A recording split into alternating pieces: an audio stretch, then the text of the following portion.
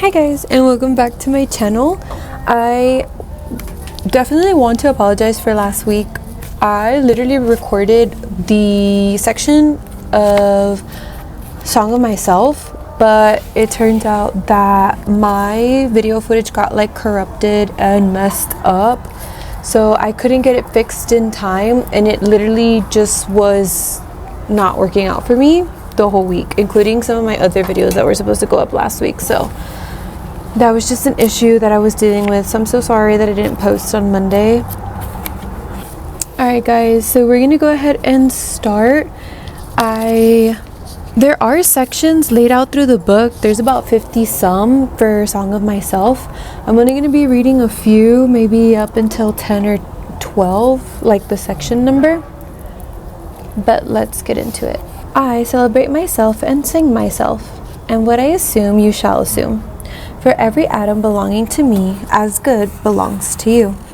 I loathe and invite my soul. I lean and loathe at my ease, observing a spear of summer grass. My tongue, every atom of my blood, formed from this soil, this air. Born here, of parents born here, from parents the same, and their parents the same. I, now 37 years old, in perfect health, begin hoping to cease, not till death. Creeds and schools in abeyance, retiring back a while, sufficed at what they are, but never forgotten. I harbor for good or bad. I permit to speak at every hazard. Nature without check, with original energy. Houses and rooms are full of perfumes. The shelves are crowded with perfumes. I breathe the fragrance myself, and know it, and like it. The distillation would intoxicate me also, but I shall not let it. The atmosphere is not a perfume. It has no taste of the distillation. It is odorless. It is for my mouth forever. I'm in love with it. I will go to the bank by the wood and become undisguised and naked. I am mad for it to be in contact with me. The smoke of my own breath echoes, ripples, buzzed, whispers, love root, silk thread, crotch, and vine. My respiration and inspiration, the beating of my heart, the passing of blood and air through my lungs, the sniff of green leaves and dry leaves, and of the shore, and dark-colored sea rocks, and of hay in the barn. The sound of the bleached words of my voice loosed to the eddies of the wind. A few light kisses, a few embraces, a reaching around of arms. The play of shine and shade on the trees as the supple boughs wag. The delight alone, or in the rush of the streets, or alone the fields and hillsides. The feeling of health, the full noon trill, the song of me, rising from bed and meeting the sun. Have you reckoned 1,000 acres much? Have you reckoned on the earth much? Have you practiced so long to learn to read? Have you felt so proud to get at the meaning of poems? Stop this day and night with me, and you shall possess the origin of all poems. You shall possess the good of the earth and sun. There are millions of suns left. You shall no longer take things at second or third hand, nor look through the eyes of the dead, nor feed on the specters in books. You shall not look through my eyes either, nor take things from me. You shall listen to all sides and filter them from yourself. I have heard what the talkers were talking, the talk of the beginning and the end. But I do not talk of the beginning or the end. There was never any more inception than there is now, nor any more youth or age than there is now, and will never be any more perfection than there is now, nor any more heaven or hell than there is now. Urge and urge and urge, always a procurrent urge of the world. Out of the dimness, opposite equals advance. Always substance and increase, always sex. Always a knit of identity, always distinction, always a breed of life. To elaborate is no avail. Learned and unlearned, feel that it is so. Sure as the most certain sure, plump in the uprights, well entretied, braced in the beams, stout as a horse, affectionate, haughty, electrical. I and this mystery, here we stand. Clear and sweet in my soul, and clear and sweet is all that is not my soul. Lack one lacks both, and the unseen is proven by the seen, till that becomes unseen, receives proof in its turn. Showing the best and dividing it from the worst ages vexes age, knowing the perfect fitness and equanimity of things. While they discuss, I am silent, and I go bathe and admire myself. Welcome is every organ and attribute of me, and of any man hearty and clean. Not an inch, nor a practical of an inch is vile, and none shall be less familiar than the rest.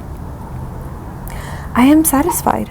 I see, dance, laugh, sing, as the hungering and loving bedfellows sleep at my side through the night, and withdraws at the peep of the day with steely tread, leaving me baskets covered with white towels, swelling the house with their plenty.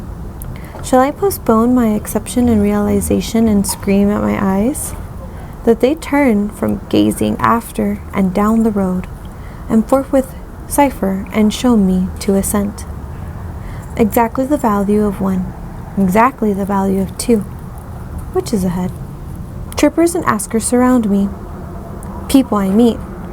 The effect upon me of my early life, or the ward and city I live in, or the nation. The latest dates, discoveries, inventions, societies, authors, old and new. My dinner, dress, associates, looks, compliments, dues. The real or fancied indifference of some man or woman I love. The sickness of one of my folks, or of myself, or ill-doing, or loss or lack of money, or depression, or exaltations, battles, the horror of fracticled war, the fever of doubtful news, the fitful events. These come to me days and nights and go from me again, but they are not the me myself. Apart from the pulling and hauling stands what I am, stands amused, complacent, compassionating, idle, unitary. Looks down, is erect, or bend in an arm, on an ample, certain rest. Looking with side-curved head curious, what will come next? Both in and out of the game, watching and wondering at it. Backward, I see in my own days, where I sweated through fog, with linguists and contenders. I have no mockings or arguments. I witness and wait. I believe in you, my soul. The other I am must not abase itself to you, and you must not abase to the other. Love with me on the grass, lose the stop from your throat. Not words, not music or rhyme, I want, not custom or lecture, not even the best. Only the lull I like, the hum of your valued voice. I might how once we lay such a transparent summer morning, how you settled your head outward my hip, and gently turned over upon me, and parted the shirt from my bosom bone, and plunged your tongue to my bare strip heart, and reached till you felt my beard, and reached till you held my feet. Swiftly arose and spread around me the peace and knowledge that passes all the argument of the earth. And I know that the hand of God is the promise of my own. And I know that the Spirit of God is the brother of my own. And that all the men ever born are also my brothers, and the women my sisters and lovers. And that a kelson of the creation is love, and limitless are leaves stiff and drooping in the fields, and brown ants in the little wells beneath them, and mossy scabs of the worm fence, heaped stone, elder, mullein, and pokeweed. A child said, "What is the grass?" fetching it to me with full hands. How could I answer the child? I do not know what is any more than he. I guess it must be the flag of my disposition. out of hopeful green stuff woven. Or I guess it is a handkerchief of the Lord, a scented gift and an embrancer designedly dropped, bearing the owner's name some way in the corners that we may see and remark and say, whose? Or I guess the grass is itself a child, the product babe of the vegetation. Or I guess it is a uniform hieroglyphic, and it means sprouting alike in broad zones and narrow zones, growing among black folks among white. Conic, Tuckahoe, Congressman, Cuff. I give them the same, I receive them the same. And now it seems to me the beautiful uncut hair of graves. Tenderly, will I use you, curling grass? It may be you transpire from the breasts of young men. It may be I had known them, I would have loved them. It may be you are from old people, or from offsprings taken soon out of their mother's laps. And here you are, the mother's laps. This grass is very dark, to be from the white heads of old mothers. Darker than the colorless beard of old men. Dark to come from under the faint red roofs of mouths. Oh, I perceive after all so many uttering tongues. And I perceive they do not come from the roofs of mouths for nothing. I wish I could translate the hints about the dead young men and women, and the hints about old men and mothers and the offsprings taken soon out of their laps. What do you think has become of the young and old men? What do you think has become of the women and children? They are alive and well somewhere. The smallest bouts show there really is no death. And if there ever was, it led forward life, and does not wait at the end to arrest it, and cease the moment life disappeared. All goes onward and outward, nothing collapses, and to die is different from what anyone supposed, and luckier. Has anyone supposed it lucky to be born? I hasten to inform him or her it is just as lucky to die, and I know it. I pass death, with a dying and birth, with a new washed babe, and am not contained between my hat and boots, and peruse manifold objects, not two alike, and everyone good. The earth good, the stars good, and their adjuncts all good. I am not an earth, nor an adjunct of an earth. I am the mate and companion of people, all just as immortal, and fathomless as myself. They do not know how immortal, but I know. Every kind of itself and its own. For me, mine male and female. For me, those that have been boys that love women. For me, the man that is proud and feels how it stings to be slightened. For me, the sweetheart and the old maid. For me, mothers and mothers of mothers. For me, lips that have smiled, eyes that have shed tears. For me, children and begetters of children. Undrape, you are not guilty to me, nor stale nor discarded. I see through the broadcloth and gingham, whether or no, and am around, tenacious, acquisitive, tireless, and cannot be shaken away. The little one sleeps in its cradle. I lift the gauze and look a long time, silently brush away, flies with my hand. The youngster, the red-faced girl, turned aside up the bushy hill. I appearingly view them from the top. The suicide sprawls on the bloody floor of the bedroom. I witness the corpse with its dabbled hair.